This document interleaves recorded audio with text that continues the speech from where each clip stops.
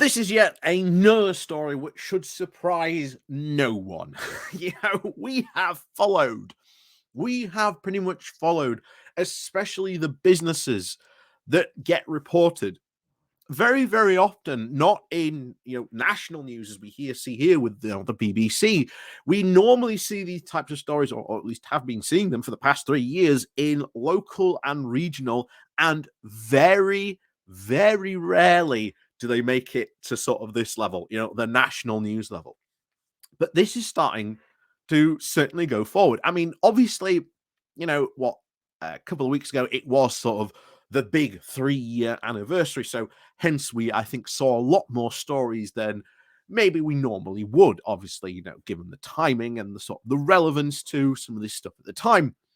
But even sort of back then, we have seen stories like this trickle out. Hence why it is only tend to make it to sort of local or even sort of regional newspapers. Again, very, very rarely reaching sort of the national level. But because we have had an absolute abundance of these stories recently, because of, again, the 3-year anniversary of Brexit, I want to sort of cover some of these, because I think this is one of the big reasons that is certainly going to be the driver behind us rejoining, because you've got all these businesses that have lost. And it has been very much dependent on how much they trade, between 30 to 40% of their business. And if you saw the Chamber of Commerce representative recently, I believe on Sky News, pointed out exactly why. Businesses that export, not only do they pay more, they are more resilient, they are more innovative, you name it. Businesses that export are far, far more better than those that don't. And unfortunately, Brexit has now essentially slapped the biggest pair of handcuffs on many of these businesses that export. And to be honest, this idea that they can now just go enjoy world trade, that's not how it works. It's not how it works. If you were trading with Europe, you can't just suddenly start trading with someone, let's say, in America, because, well, who are you trading with in America? What businesses? Your distribution routes? There's, the marketing questions. There's so many questions businesses have to answer before they can even get to that point. And then once they get to that point, it's then how well can a product do in that market? And sometimes you will not do well. It is considered good. And I want to point this out. It is considered good if you can get your business to get 1% of a foreign market share. That is, for most British businesses, that is considered to be a massive success.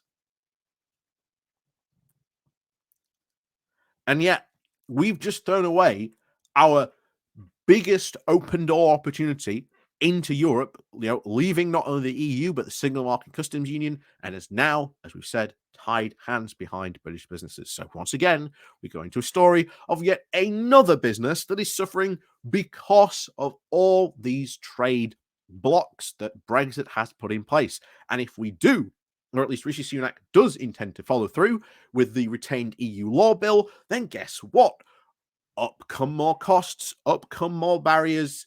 Trade becomes even more harder and more difficult for these companies. And not only just for British businesses, but then European companies become even more reluctant to trade with UK companies, which also has a massive knock-on effect for the UK economy. So let's crack on with this then, shall we? So before we do that, though, please do remember to hit that like, share, and subscribe button. And of course, do remember to ring the bell as well to get notifications about the channel. And of course, down below there are links to my Patreon page, the one-off donation link called Buy Me Coffee, where you can buy me coffee. There's the YouTube thank you button, and of course, the Pony Club as well. So, as always, let's crack on with this then, and we'll start cooking with gas, as they say. Although, depending on the price of gas. So, anyway, this comes from BBC News. The title of Brexit, a complete disaster for trade from Shropshire business owner. 3 years on since the UK left the European Union, a Midlands business owner has described the move as a complete disaster. Nic Laurens, who runs an abrasive supply firm in Shropshire, moved 90% of his company to the Republic of Ireland in order to remain in the EU. It's just, imagine that for a second.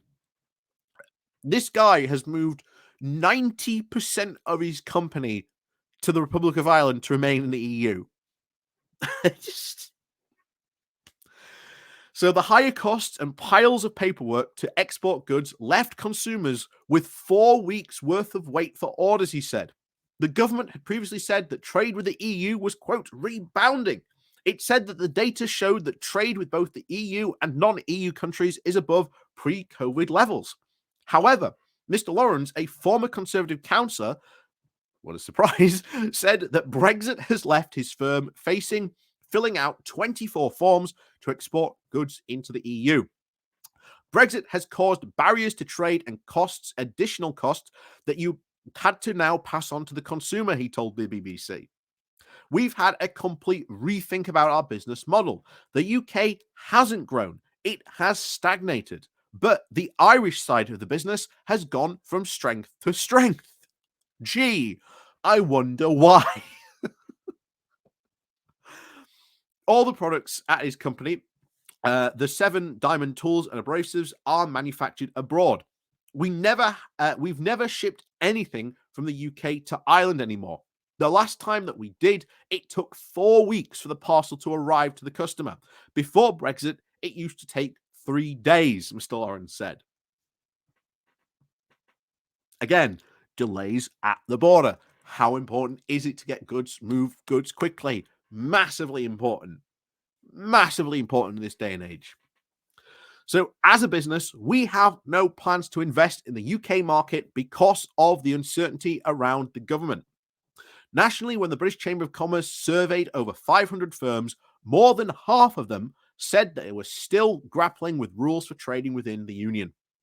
The red tape may have deterred some even smaller exporters altogether, and a study of customs classifications shows that the variety of goods British businesses export has diminished, which again, going to affect the economy. And more data just to show how difficult it is for British businesses to now export. So leaving the EU also meant changes to the rules on free movement of labour. This has introduced a points-based immigration system that has prompted complaints from some unlikely quarters. Shirin Hassim Maria, the business director of the Five Roses restaurant, said that the Walsall firm had to adopt a different way to recruit staff. As a business, we looked overseas to recruitment for many years before Brexit, but now it has been more challenging. However, as many more around the country struggle to cope with the cost of living crisis, the restaurateur said that it had boosted staffing levels, with many people now seeking second jobs and other means of income. The International Monetary Fund has predicted the UK economy will shrink, seen with the worst performance than any other advanced economies, including Russia, as the cost of living crisis continues to hit households. The IMF forecasts that the UK economy will contract by 0.6% in 2023, rather than growing slightly as previously predicted. However, the IMF also said that the UK was now on, quote, on the right track. And the UK government has previously said that the, quote, Brexit opens new opportunities for UK businesses. So, yeah, of course, speaking December, we've heard that before, saying, oh, yes, we're doing everything we can, back to pre-COVID levels. Not true. We're offering practical support. Again, businesses would dramatically disagree on that statement. And of course, they'll say, oh, we've got rid of these other trade barriers with all these other countries. Well, no, you haven't really removed tariffs. In some cases, you managed to lower tariffs, but you haven't managed to eliminate them completely, because that would mean that you're giving up sovereignty. That dreaded word that the Conservatives and Brexiteers love to talk about until, well, it becomes a bit inconvenient. But hey, there you go. So, yeah. Are we shocked? No. This, unfortunately, is pretty much the picture for British business. And it's a sad one, to be honest. You've got lots of British businesses that would absolutely love to get involved in markets and sort of export. I've recently just come back, as I've said, from the European Presidents meeting in Monaco, where I had a talk with a load of different people from all over Europe. And sort of when it came to exporting, it was very clear. If they were part of a big company and they had sort of that department to deal with exporting, they were more willing to do it. But the smaller the business, the less likely they were to do that exporting. Some of them had basically said, "Yeah, we haven't exported anything to the UK for 3 years because of Brexit," and they were sort of very, very unwilling to not only get goods from the UK or source goods from the UK, but even to send goods to the UK was, if not a challenging experience, or they would have to sort of raise their prices for that particular UK supplier. Meaning, of course, at the end, it would pass costs on to, the consumer of that, UK product. So again, it's not a good picture for UK businesses at all at the moment, especially when it comes to not only exporting, but also importing as well from the EU. So we did warn them. We did try. We desperately tried to warn them, but, here we are. So at least the tide, as we said, is turning, and the Brexiteers are very firmly losing the argument that Brexit was a good idea. We've seen what it is like, and this is the norm for British business.